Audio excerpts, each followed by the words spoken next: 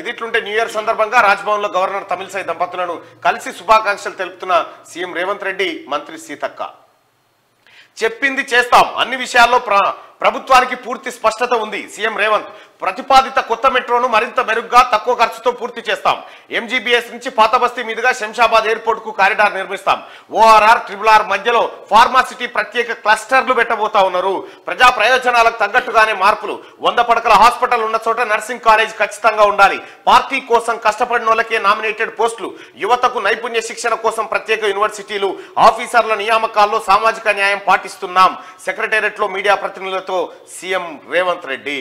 ఇక్కడ ఆయన కొన్ని కీలకమైనటువంటి మాటలు చెప్పిండు. అన్ని విషయాల్లో ప్రభుత్వానికి పూర్తి స్పష్టత, అవగాహన ఉంది. ఏం చేయాలనో మాకు తెలుసు అనేటువంటి మాట చెప్పిండు. ఇక ప్రతిపాదిత కొత్త మెట్రోను మరింత మెరుగ్గా తక్కువ ఖర్చుతో పూర్తి చేస్తాం. అప్పుడు కేటీ రామారావు మెట్రో ఏంది, అట్కేని ఆయన భూములు, ఆయన బినామీల భూముల మీదకేని ఎయిర్పోర్ట్ తీసుకుపోవాలనేది ప్లాన్ ఉండే. అయితే దాన్ని రద్దు చేసి ఇక్కడ ఓల్డ్ సిటీ నుంచి చాలా తక్కువ ఖర్చుతో సేమ్ శంషాబాద్ కి మెట్రో రైలును తీసుకుపోయే మార్గాన్ని మరింత మెరుగుపరుస్తా ఉన్నాం అనేటువంటి మాట చెప్పిండు. తక్కువ ఖర్చుతో ఎక్కువ మంది ప్రజలకు ఎంజీబీఎస్ నుంచి పాత బస్తీ మీదుగా శంషాబాద్ ఎయిర్పోర్ట్ కు. MGBS Mahatma Gandhi bus station ఉంది. మహాత్మా గాంధీ బస్ స్టేషన్ నుంచి ఇక్కడ ఎయిర్పోర్ట్ వరకు మెట్రో రైలును తీసుకుపోవాలనేది ఆయన చెప్తున్నటువంటి మాట. ఇది చాలా మంచి పరిణామం. ఓల్డ్ సిటీకి కూడా మెట్రో అందుబాటులోకి వస్తుంది. ఇక ఓఆర్ఆర్ ట్రిపుల్ ఆర్ మధ్యలో ఫార్మాసిటీ ప్రత్యేక. అయితే ఇక్కడ ఇబ్రాహీంపట్నం దగ్గర కుర్మిద్దా ఈ ముల్కలపల్లి గ్రామాల్లో ఈ ఫార్మాసిటీ పెట్టాలని గతంలో రైతుల దగ్గర భూములు గుంజుకున్నారు కదా, అక్కడ ప్రతిపాదిత స్థలం ఏదైతే ఉందో ఆ ఏరియాలో పెట్టడాన్ని మాత్రమే రద్దు చేస్తా ఉన్నాం. ఫార్మాసిటీ యథాతథంగా ఉంటుంది, కాకపోతే అది ఎవరికి ఇబ్బంది లేని చోట్లో పెట్టబోతున్నాం అనేటువంటి మాటను ముఖ్యమంత్రి రేవంత్ రెడ్డి గారు చెప్పిండు. తద్వారా ఏం జరుగుతుందంటే ట్రిపుల్ ఆర్ ఓఆర్ఆర్ కు మధ్యలో ట్రిపుల్ ఆర్ అంటే ఇక ఔటర్ రింగ్ రోడ్డు, ఇక రీజనల్ రింగ్ రోడ్ అని చెప్పి ఇంకోటి ప్రతిపాదిత ఏదైతే వచ్చిందో అక్కడ ఈ ట్రిపుల్ ఆర్ ప్లేస్ లో వీలైతే ముఖ్యమంత్రి గారు ఇక్కడ ఏది కేసీఆర్ ఫామ్ హౌస్ దగ్గర ఈ ఫార్మాసిటీని పెడితే అది ఉపయోగకరంగా ఉండే అవకాశం ఉంది. ఎందుకంటే అక్కడ రోడ్లు కూడా అవస్థాపన సౌకర్యాలు కూడా బాగానే ఉన్నాయి. కాబట్టి అక్కడ కేసీఆర్ ఫామ్ హౌస్ ఉండేటువంటి దగ్గర ట్రిపుల్ ఆర్ అలైన్మెంట్ కూడా అది మంచిగా ఉంది. అక్కడ మీరు ఒక్కసారి ఆ స్థలాన్ని పరిశీలిస్తే బాగానే ఉంటది. వాటర్ ఫెసిలిటీ అన్ని కూడా మంచిగా ఉన్నాయి, పెడితే బాగుంటుంది. ఇక్కడ ఇది ఇగో ఇది ఇక్కడ మనకు ఏది మనం ట్రిపుల్ ఆర్ అనుకుంటా ఉన్నాం. ఇక్కడ చూడొచ్చు మనము ఈ గజ్జల్ ప్రజ్ఞాపూర్ ఉందిగా, ఇక గీడ కొసైట్ జరిగింది చూడు, డౌన్ అయింది చూడు, ఇక కరెక్ట్ గా ఈడైతేనే మంచిగా ఉంటుంది. చూడ్రి మంచిగా ఉంటుంది, ఈడైతే బాగుంటది. ఫామ్ హౌస్ కూడా ఉంటుంది, అన్నీ farm house KCR farm house కూడా ఉంటది. ఆయనకు కూడా పెద్ద పని ఏం లేదు, ఇది చూసుకుంటూ ఉంటాడు. ఇది చూసుకుంటూ ఉండగలుగుతాడు. ఆయన అన్ని రకాలుగా ఉపయోగపడుతుంది. ఈ ట్రిపుల్ ఆర్ ఈ ఫార్మాసిటీ ఏదైతే ఉందో ఇంత గొప్ప ప్రాజెక్ట్ ను కేసీఆర్ గారి కలికితురాయి లెక్క కలల ప్రాజెక్ట్ లెక్క ఆడబెట్టుకోవచ్చు. ఇంకొకటి ఏంటంటే ఇక్కడ మీరు మూడుజింతలపల్లి నుంచి లక్ష్మాపూర్ నుంచి కరకపట్ల, గోపాలపురము ఈ ప్రాంతంలో మొత్తం ఫార్మా కంపెనీలు అన్ని చాలా కంపెనీలు ఇప్పటికీ అక్కడ ఉన్నాయి. కాబట్టి మీరు ఆ స్థలాన్ని పరిశీలించండి. అక్కడ ప్రభుత్వ స్థలాలు కూడా ఉన్నాయి. అవసరమైతే కేసీఆర్ గారికి ఎట్లా ఉంటదంటే ప్రజాక్షేమమే ధ్యేయం కాబట్టి అవసరమైతే 600 ఎకరాల ఫామ్ హౌస్ కొంత త్యాగం చేయగలుగుతాడు.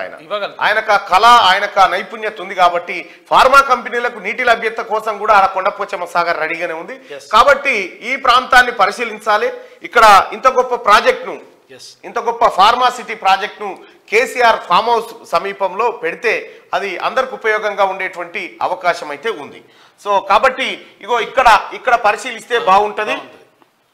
ఇది ఇక ఇప్పటి వరకు అయితే ఇగో ఇది ఒకటి గ్రీన్ ఛానల్, ఒక రెడ్ ఛానల్ పెట్టిరు.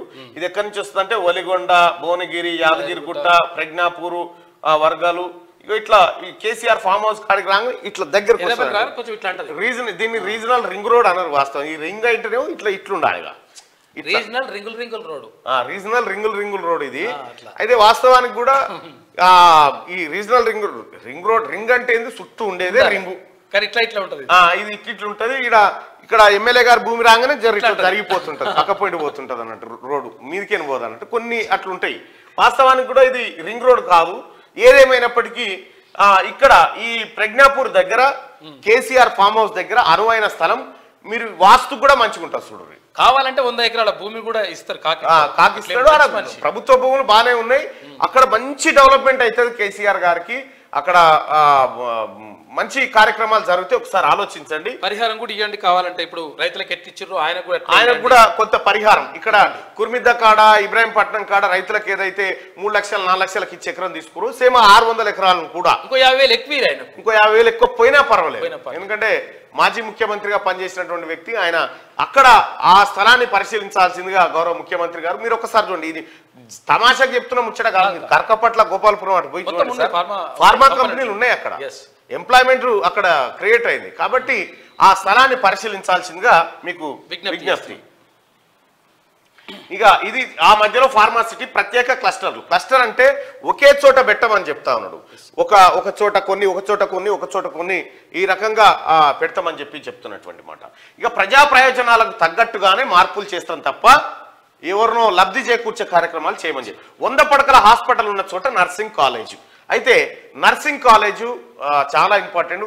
వాస్తవానికి కూడా ఒక మనిషికి ఏదైనా ఇబ్బంది జరిగితే డాక్టర్ అందుబాటులో లేకపోతే నర్సు ఉంటే కొంత ఉపశమనం. చిన్న డాక్టర్ ఉన్నట్లు లెక్క. కాబట్టి ఆ 100 పడకల హాస్పిటల్ ఉన్న చోట నర్సింగ్ కాలేజీ పెట్టబోతున్నామని చెప్పిండు.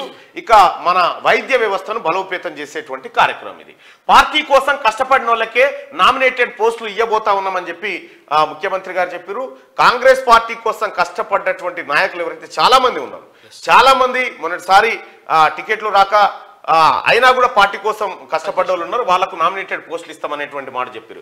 ఇక యువతకు నైపుణ్య శిక్షణ కోసం ప్రత్యేక యూనివర్సిటీలు ఏర్పాటు చేస్తామని, ఆఫీసర్ల నియామకాల్లో సామాజిక న్యాయం పాటిస్తున్నాం, ఆఫీసర్ల నియమించే కాడ సామాజిక న్యాయాన్ని పాటిస్తున్నాం అనేటువంటి మాట ఇక సెక్రటేరియట్ లో మీడియా ప్రతినిధులతో ముఖ్యమంత్రి.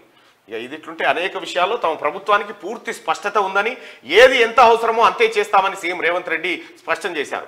సంస్కరణలు తీసుకొచ్చి స్ట్రీమ్ లైన్ చేసే పనిలో ఉన్నామని, తమ వద్ద చెప్పేది ఒకటి చేసేది మరొకటి ఉండదని, చెప్పింది చేస్తామని ఆయన అన్నారు. గతంలో కొందరి ప్రయోజనాల కోసం చేసిన వాటిని ఇప్పుడు ప్రజా ప్రయోజనాల దృష్టిలో ఉంచుకొని స్ట్రీమ్ లైన్ చేస్తున్నట్టు తెలిపారు. ప్రతిపాదిత కొత్త మెట్రో రైళ్లను మరింత మెరుగ్గా తక్కువ ఖర్చుతో చేపడతామని వెల్లడించారు. ఎంజీబీఎస్ నుంచి పాతబస్తీ మీదుగా శంషాబాద్ ఎయిర్పోర్ట్ వరకు కారిడార్ నిర్మిస్తామన్నారు.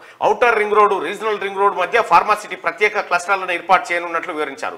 సోమవారం న్యూ ఇయర్ సందర్భంగా సెక్రటేరియట్ లో తనను కలిసిన కొందరు మీడియా ప్రతినిధులతో సీఎం రేవంత్ రెడ్డి మాట్లాడారు. ఈ నెల 3వ తేదీన పీసీసీ విస్తృత స్థాయి సమావేశం ఉందని తెలిపారు. ఎన్నికల సమయంలో ఇచ్చిన హామీల మేరకు పదవులు కేటాయిస్తామని చెప్పారు. పార్టీ కోసం పనిచేసిన వారికి నామినేటెడ్ పదవులు ఇస్తామని స్పష్టం చేశారు.